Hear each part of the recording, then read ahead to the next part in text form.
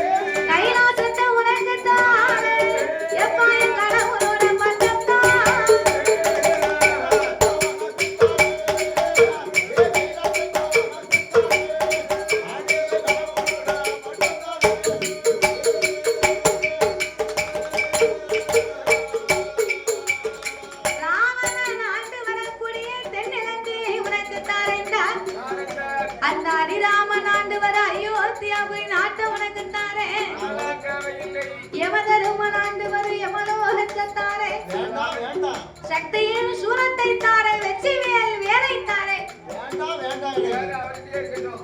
மாப்பிள்ளையா இருந்துக்க மார்க்கண்டே வரத்தை வச்சுக்க 25 வருஷம் ஒரு வாட்டி ஒரு கல்யாணத்தை முடிக்கலாம் 25 வருஷமா 14 வயசு 16 வயசு இன்னும் 16 வயசு கல்யாணம் பண்ணி 25 வருஷம் சொன்னியா கல்யாணம் 25 வருஷம் ஒரு வாட்டி கல்யாணம் முடிக்கலாம் 25 வருஷத்துக்கு ஒரு மனைவி மாத்தலாம்னு நினைக்கிறேன் ஆமா 25 வருஷத்துக்கு ஒரு மனைவினா நல்ல மனக்கும்ல ஆமா 15 வயசு 18 வயசு 20 வயசுல கட்டுறீங்களா சரி 25 வருஷம் கழிஞ்சிட்டா அவளுக்கு 45 வயசு ஆயிப்போம் அதானே 45 வயசு ஆயினா கலையா போயிடுவா அப்ப நமக்கு 16 வயசா இருக்கும் சரிதானே அப்ப 45 வயசுக்கு 16 அப்ப அவளுக்கு நீ சின்ன பையனா இருப்பே நீ சின்ன பையனா ஆயிடுவேன் அதனால அதுக்கு அடுத்து அவங்க ஏத்த ஒரு பொண்ணை பார்த்து 16 வயசுல அப்படி சொல்லலையா 45 வயசு இல்ல சரி உனக்கு 16 வயசு அவளுக்கு ஒரு 16 வயசுன்னு வெச்சுக்க இருக்கட்டும் கிட்டத்தட்ட ஒரு 5-6 வருஷம் போனாலும் நீ சின்ன பையன் தானே ஆயிரம் இருந்தாலும் ஒரு அளவுக்கு அவளை சமாளிக்கணும்ல பாவத்தை என்ன பண்ணா ஒரு 25 வருஷமா வச்சு வாழ வேண்டாமா அப்படின்னு சொல்லுவாங்க அதனால மாப்பிள்ளையா இருந்துக்கடா உனக்கு மார்க்கண்டைய வரச்சட்டாரை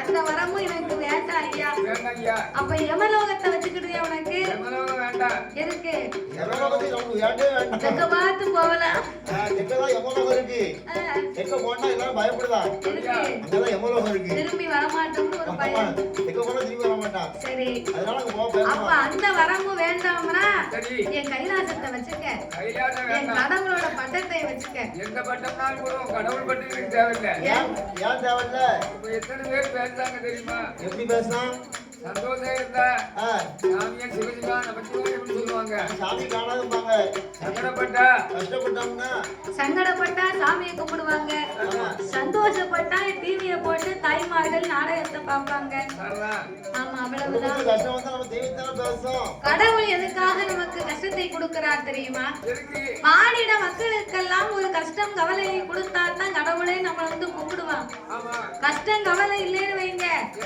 நம்ம என்ன செய்வோம் நம்ம நல்லா இருக்கும் நமக்கு என்ன இருக்கு என்ன இல்ல நமக்கு எந்த குறையும் இல்ல நம்ம பேசாம வீட்டுல உட்கார்ந்து சாப்பிடுவோம் நினைப்பு வரும். ஆமையா. ஏதாவது குறைவு இருந்தா தான் கடவுளிடத்துல போய் இந்த பொருள் நமக்கு வேணும்னு கேட்கணும்னு நம்ம போவோம். ஆமா, வயிற்று வலி வந்துச்சுன்னா அடே அப்பா வயிற்று வலி தாங்க முடியல. அம்மா அம்மா பத்திரகாளி என் வயிற்று வலியை தீர்த்து வச்சிரு. உனக்கு அடுத்த வருஷம் உனக்கு கிடாய் வெட்டுதே. அடுத்த வருஷம் உனக்கு ஒரு கிடாயை வெட்டி உனக்கு சாமி கும்பிடுவேன். எனக்கு வயிற்று வலி தாங்க முடியல அம்மா. என் வயிற்று வலி தீர்த்து வை அம்மா. உங்களுக்கு ஆடிக்கை டிசைன் சொன்னா கிடாய் வெட்டணும்னு சொல்லுதுன்னு அப்படின்னு அம்மா பத்திரகாளி மேல வந்து சரி சாமி வந்து கும்பிடுவோம். ஆமா நமக்கு கஷ்டம் இல்லைன்னா சரி டிவி போட்டு அட்டக்கால் மேல அட்டக்கால் போட்டு வீட்டுல இருந்து பாத்துக்கிட்டு அதனால கடவுளுடைய பக்கமே எனக்கு வேண்டாம் ஐயா. வேண்டாம். உன்னை நல்லா இருக்கவங்க நல்லா கும்பிடுவாங்க, சரி கஷ்டப்படுறவங்க உன்னை கடவுளே கரிப்பைய தெய்வமேனு கேட்பாங்க. கேட்காத அதெல்லாம் எனக்கு வேண்டவே வேண்டாம். வேண்டாய்யா. எனக்கு வேண்டாம். நான் எந்த வரத்தை கேட்டேனோ அந்த வரத்தை அக்கினி வரத்தை மட்டும் எனக்கு தாரும். அந்த வரத்தை தாரையா. அப்படி என்று ஆமா ஆண்டவனிடத்திலே அரக்கனானவன் சொல்லும் போது ஏய் அரக்கா, எனக்கு அக்னி வரம் உனக்கு வேண்டாம். உன் குணத்துக்கு ஆகாது.